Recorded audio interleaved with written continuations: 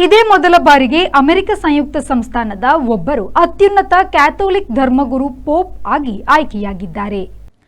Robert Francis ಪ್ರಿವೋಸ್ಕ್ ಈಗ pop Leo 14 ಹೆಸರು ಪಡೆದಿದ್ದಾರೆ.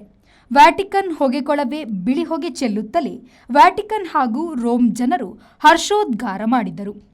ಹೊಸ ಪೋಪ್ 69ರ ಪ್ರಾಯದವರು.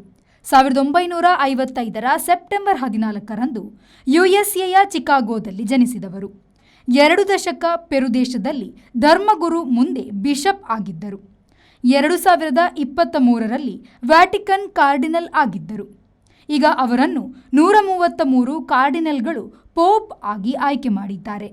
ಜಗತ್ತಿನ ಎಲ್ಲರೂ ಶಾಂತಿ ಸ್ಥಾಪನೆಗಾಗಿ ಪರಸ್ಪರ ಕೈಜೋಡಿಸಬೇಕು ಎಂದು ಮೊದಲ ಸಂದೇಶ ನೀಡಿದರು.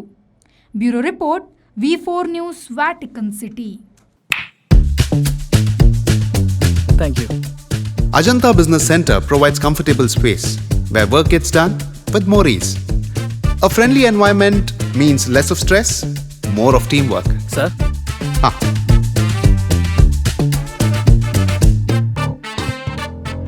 Every detail at Ajanta is thoughtfully managed, making our work much easier and more enjoyable. When employees work in harmony, it creates an environment where everyone thrives, allowing us to achieve the best of work with maximum effectiveness. Invest in workspaces managed by Vertex. Invest smart. Invest in Mangaluru.